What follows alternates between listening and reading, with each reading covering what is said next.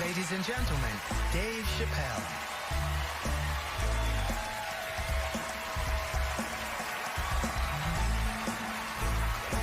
Thank you. Oh, boy, I'm very nervous. No pressure.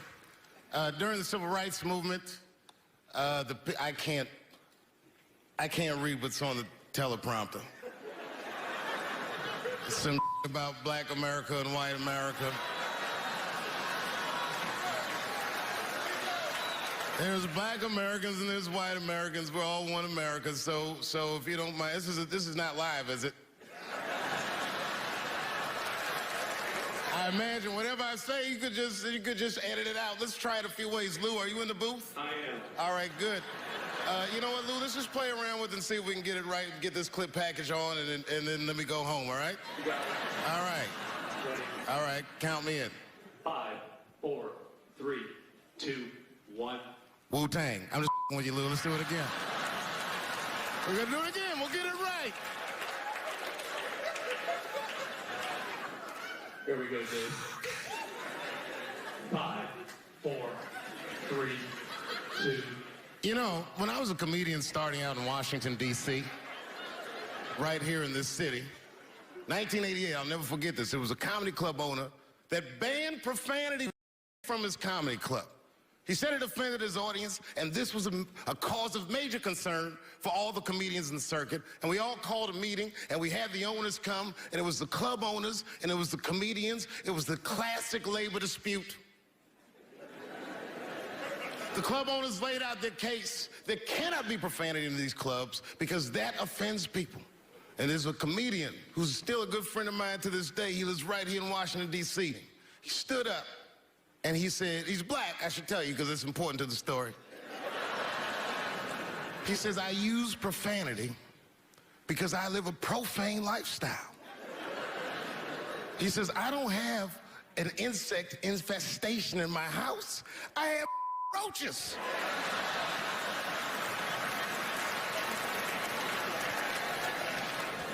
My favorite comedians are like musicians, and the audience is their instrument.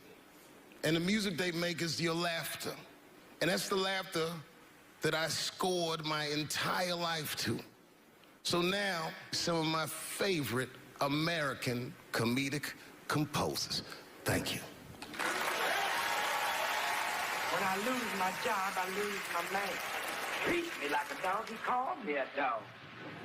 Yes, he did. What did he call me? An old dog. Sometimes I wished I was a dog and he was a tree. When you stop and think, football's a fair sport for my people. Only sport in the world a Negro can chase a white man and 40,000 people stand up and cheer. See, in my neighborhood, the kids have a kind of a dubious reaction to that whole Santa Claus concept. They just don't believe that a white man will ride a reindeer through Harlem after midnight. In truth, white friend, it's you that all look alike.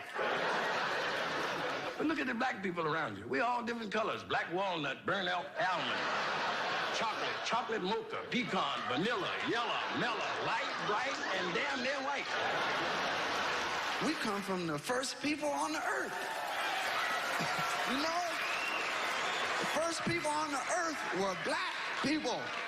We the first people had thought, right? We was the first one to say, where am I? And how do you get to Detroit? I think maybe like 30 years ago, there was a woman that wanted to sing in there, a black lady that sang opera, that wanted to sing, what was her name? Mary Anderson, and this place was like segregated and they couldn't sing there. And here we are, like not even 50 years later, a 22-year-old black man on stage getting paid to hold his. God bless America. I gotta go now. Y'all take it easy. Bye-bye.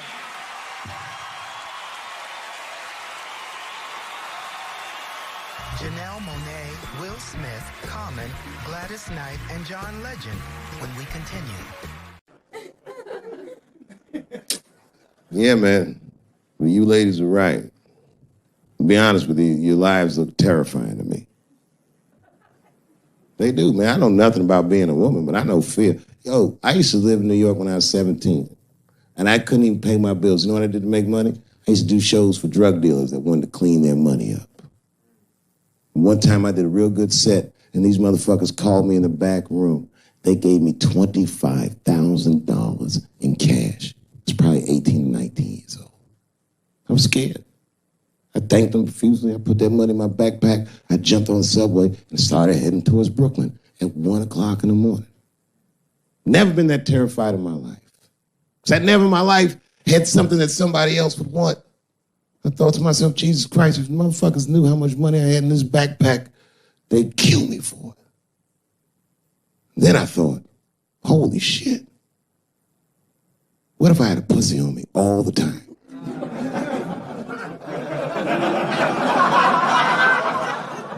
That's what women are dealing with. I'm gonna tell you right now. It's real talk. If them same drug dealers gave me a pussy and said, put this in your backpack and take it to Brooklyn, I'd be like, nigga, I can't accept this.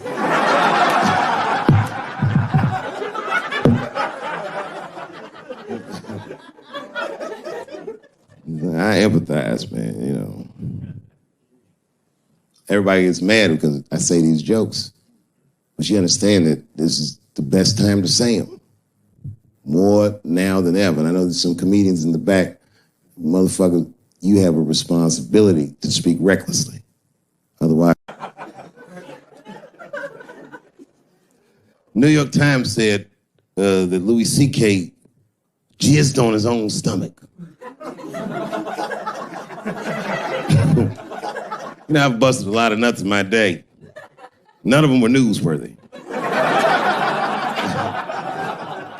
Shit was really gross, because they didn't just say it like I said it. They didn't just say jizz on the stomach. They said it in that fucking Pulitzer Prize winning style that the New York Times has. It was very descriptive, like, you know what I mean? Louis C.K.'s semen shot out like a volcano of misogyny, slowly drizzling down like lava, covering his freckled penis as it slowly dripped to a fiery crown of red hair. Jesus Christ, I'm trying to eat some huevos rancheros and these niggas is...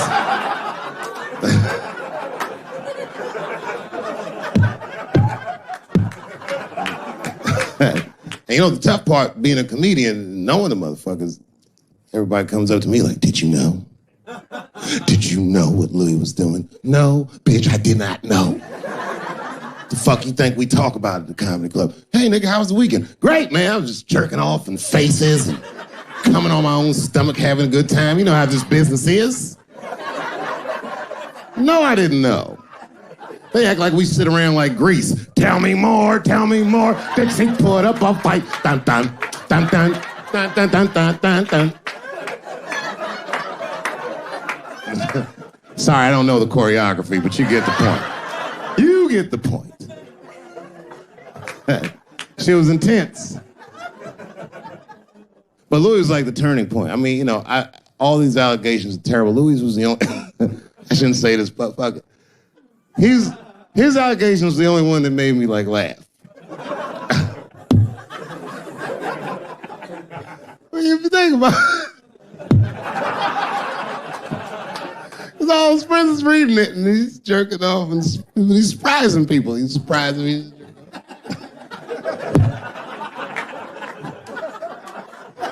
I just picture all the comics in comedy just reading it like, what?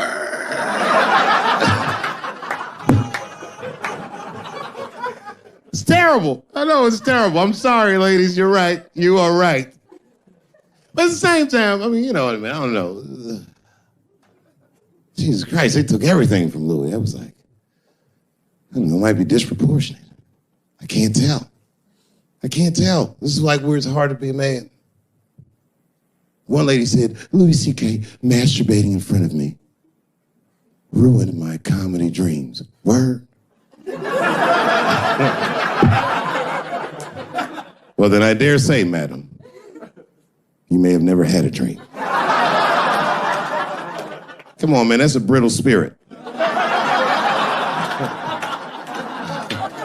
That is a brittle-ass spirit, nigga. That shit is too much. This grown-ass woman.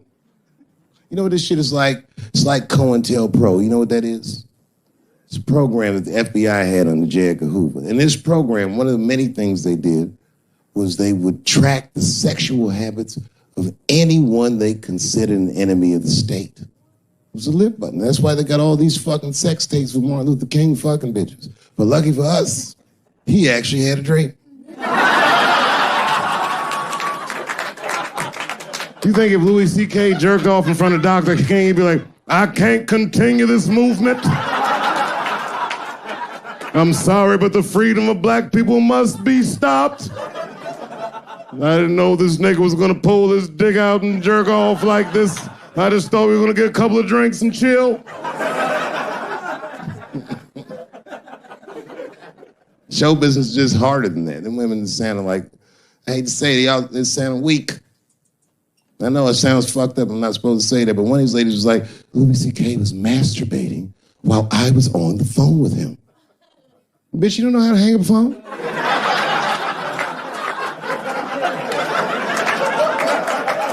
How the fuck are you going to survive in show business if this is an actual obstacle to your dreams?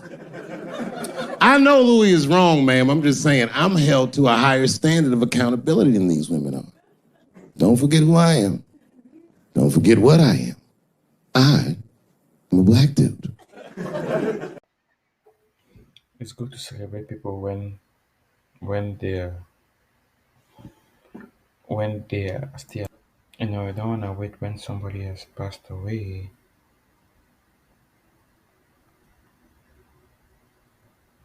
before you start celebrating them. You know, celebrate them when they're alive. Don't wait until they passed away before you start celebrating. Don't wait until they passed away before you start celebrating them. You know, and one thing I really like about Dave Chappelle is his ability to celebrate people when they're alive. He knows how to celebrate people when they're alive, and that is why you see most of the time when they have like a celebration or something similar to that, they always call Dave Chappelle because he knows how to appreciate people. He knows how to appreciate people when they are alive, and it is something that is very very, how can I put it, something that is very very important to do, and it is something that most of the time a lot of people wait until people have passed on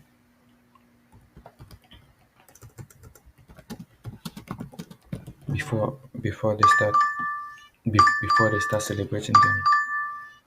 And it is really important to Drive east. and Then it turn is left it onto is 7th Street Northeast. it is really important to celebrate people when they're alive. Don't wait for them to pass away or to pass on before you.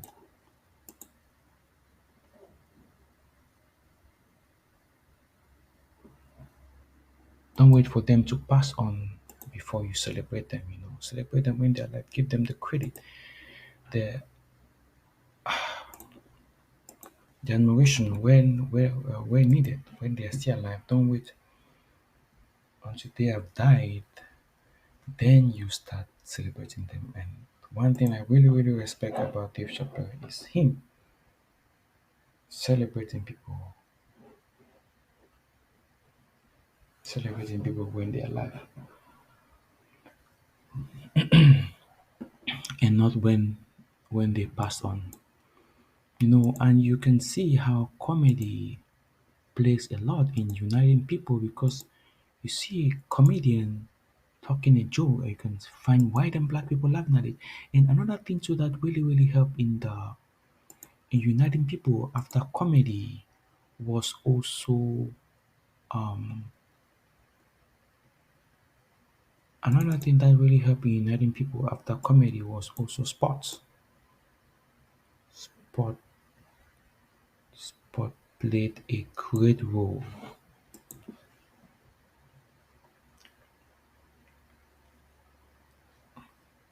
sport played a great role in uniting comedians so much, to an extent where you can't even believe or imagine what sport did in uniting in uniting Americans. Because football is a sport. The comedian said, because football is a sport whereby a Negro will be running around the field and you will see more than 20,000 white people will be cheering at him. That is to tell you how far the country has gone and how far it has improved. So things are really getting better. If somebody says things are not getting better, things are really, really getting better. Things are really, really getting better, and it is getting better for the good. And which is something that is very, which is something that is very, very,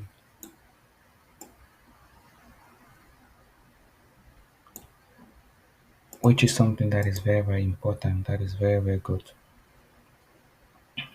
Things are definitely for sure getting better, and things will only keep getting better and better and better.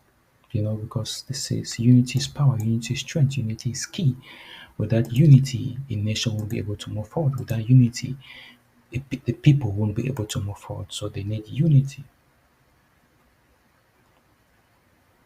They need unity in order to move forward, in order to achieve goals, visions, and plans that they both want to achieve. So unity is a key. Unity is a pillar. Unity is what will really really take the nation, take the people, and move everyone forward, because we need unity for sure. And comedy really brings unity so much, which is why comedy is very, very nice, and which is also why comedy is very, very important, because it helps unite people.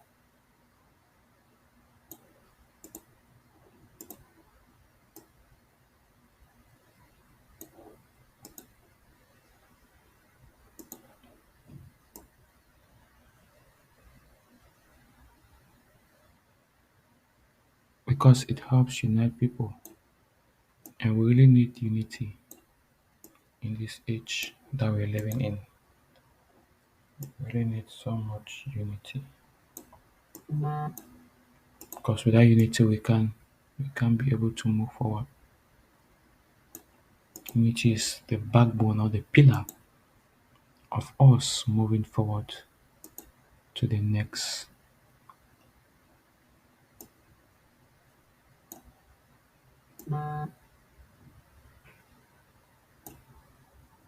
Unity is a backbone, is a pillar that we need to move forward to the next direction or to the next phase,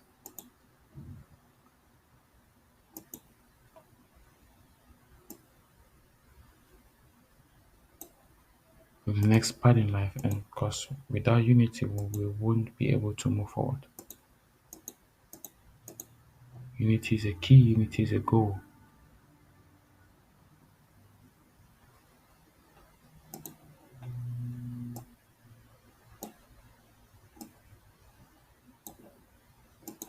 Unity is a key, unity is a goal, unity is the backbone to us moving forward. Without it, trust me, we won't be able to move forward. And we really need to move forward. So in these 2024 elections, let's unite together and vote for the right person, the right candidate who we want to continue leading this nation and continue taking the nation forward, and also continue taking the nation to a prosperous and more prosperous state.